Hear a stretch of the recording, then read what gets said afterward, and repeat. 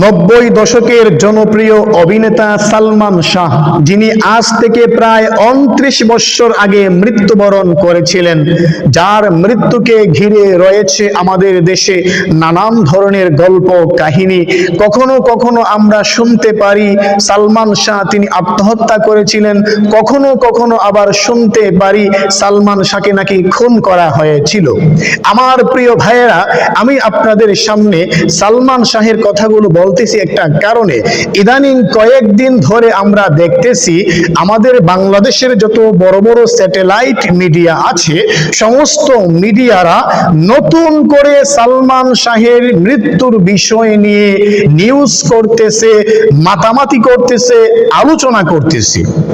নতুন করে 29 বছর পরে কেন আবার সালমান শাহের সেই বিষয়টা আমাদের সামনে এত বেশি হাইলাইট হচ্ছে, এত বেশি আলোচনা হচ্ছে কেন? সালমান শাহের মৃত্যুর বিচার হোক, এটা আমরা সবাই চাই। যদি সে খুন হয়ে থাকে তাহলে তার সঠিক বিচার হোক, এটা 50 বছর না 100 বছর পরে হলেও হোক, এটা আমরা চাই।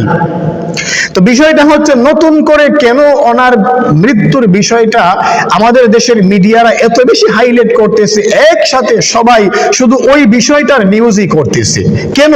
এমন একটা প্রশ্ন আমার ভিতরে তৈরি হয়েছে, আপনাদের অনেকের ভিতরে তৈরি হয়েছে, আমাদেরকে জানিয়েছেন। এজন্য আমি আজকে কথাগুলো বলতেছি। কেন? এখানে বড় ধরনের একটা ষড়যন্ত্রমূলক রহস্য লুকিয়ে আছে।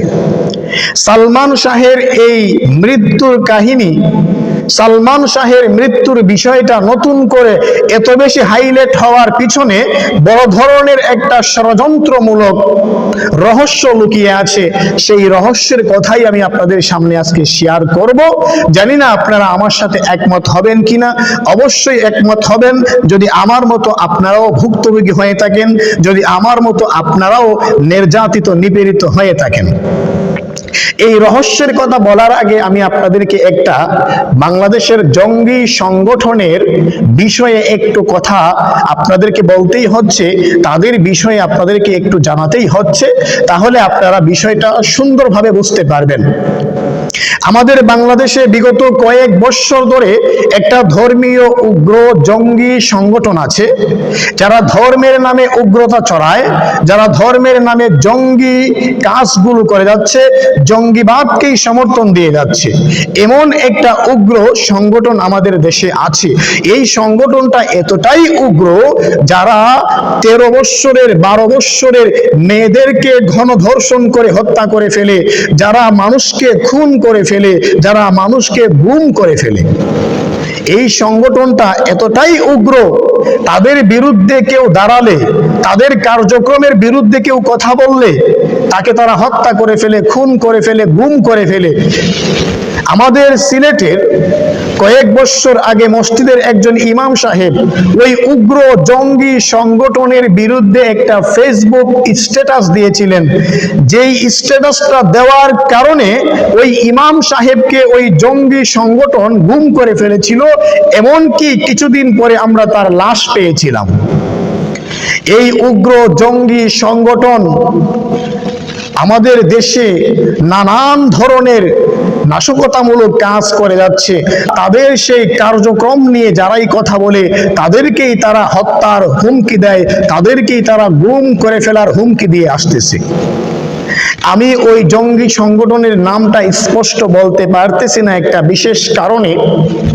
কারণটা হচ্ছে বিগত বেশ কিছুদিন আগে চট্টগ্রামে আমাদের একজন অ্যাডভোকেট আইনজীবী সাইফুল ইসলাম আলিফ সাহেবকে সেই উগ্র জঙ্গি সংগঠন হত্যা করেছিল, খুন করেছিল। এই বিষয়টা আমরা সবাই জানি, সবাই দেখেছি। সারা বাংলাদেশের কেন সারা পৃথিবীর মানুষ সেই বিষয়টা দেখেছে। ওই উগ্র জঙ্গি সংগঠনের কয়েকজন বড় নেতাকে গ্রেফতারও করা হয়েছিল। এই বিষয়টা আমরা জানি, অবগত আছি। তো আমি তখন এই বিষয় নিয়ে কথা বলেছিলাম ওই উগ্র জঙ্গি সংগঠনের নাম ধরেই কথা বলেছিলাম, মসজিদের মিম্বরে কথা বলেছি, ওয়াজ সেমিনারে কথা বলেছি, তখন আমার উপরে অনেক হুমকি ধমকি আসে। আমি অনেক ধরনের হুমকি ধমকির সম্মুখীন হই। সেই উগ্র জঙ্গি সংগঠন আমাকেও চিঠির মাধ্যমে হুমকি দেয়, ধমকি দেয়। এই ব্যাপারে যেন আমি কোনো কথা না বলি, তাদের বিষয়ে যেন আমি কোনো কথা না বলি। যদি আমি তাদের বিষয়ে নেক্সট টাইমে কোনো কথা বলি, মানুষকে খারাপ কোনো ধারণা দেই, তাহলে আমার পরিণতি বেশি ভালো হবে না, আমার পরিণতি ভয়াবহ হবে। এমনভাবে আমাকেও তারা হুমকি দিয়েছিল, ধমকি দিয়েছিল। এরপরে আমি ওই বিষয়ে বেশি একটা কথা বলছি না, কারণ আমি একজন অসহায় মানুষ, একজন দুর্বল মানুষ। আমার ওই রকম ডান হাত বাম হাত নেই, আমার পিছনে কোনো মানুষও নেই। তবে হ্যাঁ, আমাদের একটাই ভরসা আছে, আমাদের আল্লাহ আছে। আমরা আল্লাহর উপরে তাওয়াক্কুল করে চলি। আমরা আল্লাহ ছাড়া আর কাউকে ভয় করি না, কারো কাছে মাথা নত করি না। তো আমি এই বিশেষ কিছু কারণে তাদের নামটা স্পষ্ট করতেছি না। তবে হ্যাঁ, আমি নাম যদি নাও নেই, আপনারা স্পষ্টই বুঝতে পারতেছেন ওই সংগঠন কোন সংগঠন, আমি কাদের বিরুদ্ধে বলতেছি, আমি কাদেরকে নিয়ে বলতেছি, এই বিষয়টা অবশ্যই আপনারা স্পষ্ট বুঝতে পারতেছেন। তো আমাদের দেশে বিগত কয়েক বছর ধরে এই উগ্র জঙ্গি সংগঠন এত পরিমাণে নাশকতামূলক কাজ করে যাচ্ছে, জঙ্গিবাদ আর উগ্রবাদকে প্রমোট করে যাচ্ছে, যেটা আমরা অতিষ্ঠ হয়ে গেছি। আমরা আজকে খুব বিপদগ্রস্ত আছি, হতাশাগ্রস্ত আছি। জানি না আমাদের ভবিষ্যৎ প্রজন্ম কোন দিকে যায়। আমরা দেখতে পাচ্ছি কয়েকদিন আগেই এই উগ্র জঙ্গি সংগঠনের কিছু লোক গাজীপুরের 13 বছরের একটা মেয়েকে গণধর্ষণ করেছিল, মাদ্রাসার ছাত্রীকে গণধর্ষণ করেছিল।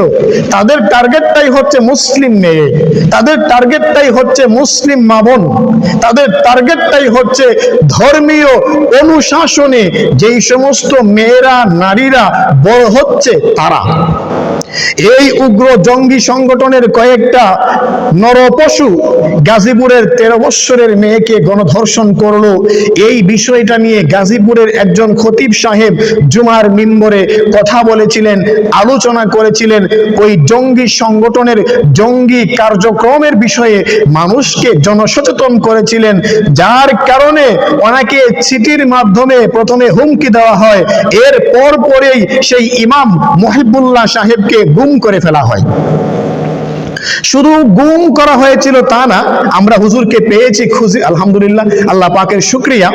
হুজুর নিজের মুখে বলেছেন, সেই খতিব সাহেব নিজের মুখে তিনি আমাদেরকে জানিয়েছেন, আমাদেরকে শুনিয়েছেন তার সেই গুম হওয়ার লোমহর্ষক কাহিনী।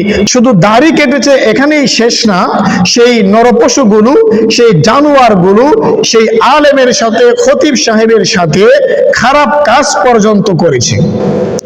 কতটা নিম্ন মানসিকতার হলে, কতটা বিকৃত মনোভাবের হলে এমন কাজ সেই উগ্র জঙ্গি সংগঠনের দ্বারা সম্ভব হয়। ওরা আসলেই আমাদের দেশটাকে ধ্বংসের মিশন নিয়ে নেমেছে, আমাদের দেশটাকে ধ্বংস করার ইচ্ছে নিয়েই তারা কাজগুলো করে যাচ্ছে। আমাদের দেশে এই কয়েক বছর ধরে উগ্র জঙ্গি সংগঠন যেই পরিমাণে নাশকতা ছড়িয়ে যাচ্ছে, আমরা অতিষ্ঠ হয়ে আজকে কয়েকদিন ধরে আমার দেশের তাওহীদি জনতা, মুসলিম জনতা, এমনকি কলেজ ইউনিভার্সিটির শিক্ষার্থীরা পর্যন্ত সেই জঙ্গি সংগঠনের সমস্ত কার্যক্রম নিষিদ্ধের দাবি নিয়ে আন্দোলনে নেমেছে। আমরা আজকে সোশ্যাল মিডিয়াতে দেখতে পাচ্ছি আমাদের দেশের তাওহীদি জনতা, এমনকি কলেজ ইউনিভার্সিটির শিক্ষার্থীরা পর্যন্ত ওই জঙ্গি সংগঠনকে নিষিদ্ধের দাবি নিয়ে আন্দোলন করতেছে। বর্তমানে আন্দোলন চলমান দিন আছে, কিন্তু আফসোস হচ্ছে আমার দেশের কোনো স্যাটেলাইট মিডিয়া সেই জঙ্গি সংগঠন নিয়ে কোনো কথা বলছে না, কোনো নিউজ করতেছে না। আমাদের দেশের তাওহীদি জনতা, কলেজ ভার্সিটির শিক্ষার্থীরা সেই জঙ্গি সংগঠনকে নিষিদ্ধের দাবি নিয়ে যে আন্দোলন করতেছে, সেই আন্দোলন নিয়েও কোনো নিউজ করতেছে না। এটা বড় দুঃখের এবং আফসোসের বিষয়। তো আমি আপনাদেরকে একটা রহস্যের কথা বলেছিলাম যে হঠাৎ করে কেন আমাদের সামনে সালমান শাহের বিষয়টা নতুন করে আবার বারবার হাইলাইট হচ্ছে। এখানে একটা রহস্য লুকিয়ে আছে, ষড়যন্ত্রমূলক রহস্য। আর সেই ষড়যন্ত্রমূলক রহস্যটা হচ্ছে এই জঙ্গি সংগঠন, এই হিংস্র উগ্রবাদী সংগঠনকে নিষিদ্ধের দাবি নিয়ে আমার দেশের তাওহীদি জনতা, কলেজ ভার্সিটির শিক্ষার্থীরা যে আন্দোলন শুরু করেছে, সেই আন্দোলনকে ধামা চাপা দেওয়ার জন্য নতুন করে আমার দেশের স্যাটেলাইট মিডিয়ারা 29 বছর পরে সালমান শাহের বিষয়টাকে হাইলাইট করতেছে, যেন মানুষের মাইন্ড, জনগণের চিন্তা ঘুরে অন্যদিকে ডাইভার্ট হয়ে যায়। এই জঙ্গি সংগঠনের দিকে যেন কোনো মানুষের মন আর পড়ে না থাকে, জঙ্গি সংগঠনের থেকে মানুষের মাইন্ডকে ঘুরিয়ে অন্যদিকে ডাইভার্ট করার জন্য আজকে স্যাটেলাইট মিডিয়ারা বারবার সালমান শাহকে নিয়ে নিউজ করতেছে, বারবার সালমান শাহের বিষয়টাকে আমাদের সামনে তুলে ধরতেছে, যেন মানুষের মাইন্ডটা ঘুরে ভিন্ন দিকে ডাইভার্ট হয়ে যায়, সেই আন্দোলন থেকে যেন মানুষের মনটা ঘুরে অন্যদিকে চলে যায়, মানুষের নজরটা, মানুষের দৃষ্টিটা অন্যদিকে চলে যায়। কিন্তু আমরা স্পষ্ট করে বলতে চাই, শাক দিয়ে কখনো মাছ ঢাকা যায় না, কাশি দিয়ে কখনো পাদের আওয়াজ ঢাকা যায় না, আকাশে চাঁদ যখন উদয় হয় মেঘ কখনো ঢেকে রাখতে পারে না, আকাশে সূর্য যখন উদয় হয় মেঘ কখনো সূর্যের আলোকে আড়াল করে রাখতে পারে না। একদিন না একদিন স্পষ্ট মানুষের সামনে ভেসে উঠে। আজকে আমরা তাওহীদি জনতা এই জঙ্গি সংগঠনের বিরুদ্ধে, কলেজ ভার্সিটির শিক্ষার্থীরা এই জঙ্গি সংগঠনের বিরুদ্ধে নিষিদ্ধের দাবি নিয়ে যে আন্দোলন শুরু করেছি। আপনারা যতই ধান্দাবাজি করেন না কেন, যতই আপনারা অপপ্রচার করেন না কেন, চেষ্টা করেন না কেন, আমাদের এই আন্দোলনকে দমিয়ে রাখতে পারবেন না, আমাদের আন্দোলনকে ধামা চাপা দিয়ে রাখতে পারবেন না। আপনারা নিউজ করেন, ভিন্ন বিষয় নিয়ে নিউজ করেন জনগণের মাইন্ডকে ঘুরিয়ে দেওয়ার জন্য, তবে হ্যাঁ, আমরা যে আন্দোলন শুরু করেছি অবশ্যই ইনশাআল্লাহ এই আন্দোলন একদিন সফল হবে, আমরা সফলতা পাবো। এখানে এটাই একমাত্র রহস্য। নতুন করে সালমান শাহের বিষয়টাকে বারবার মানুষের সামনে হাইলাইট করা হচ্ছে শুধুমাত্র জঙ্গি সংগঠনের সেই বিষয়টাকে ধামাচাপা দেওয়ার জন্য। তো আমার ভাইয়েরা, আপনারা সকলেই সচেতন মানুষ, শিক্ষিত মানুষ, সকলেই দিন বুঝেন, ধর্ম বুঝেন, সকলেই অনেক শিক্ষিত, দেশকে নিয়ে ভাবেন, দেশের জনগণকে নিয়ে ভাবেন। আপনাদের কাছে আমার বিনীত অনুরোধ থাকলো, আমরা সবাই সজাগ দৃষ্টি রাখবো, যেন কোনো ষড়যন্ত্র আমাদের আন্দোলনকে নষ্ট করতে না পারে, আমাদের মিশনকে ধ্বংস করতে না পারে, এবং আমরা সুন্দরভাবে পরিকল্পনা নিয়ে সামনে এগিয়ে যাব, কিভাবে আমরা আমাদের দাবিগুলো আদায় করতে পারি ইনশাআল্লাহ।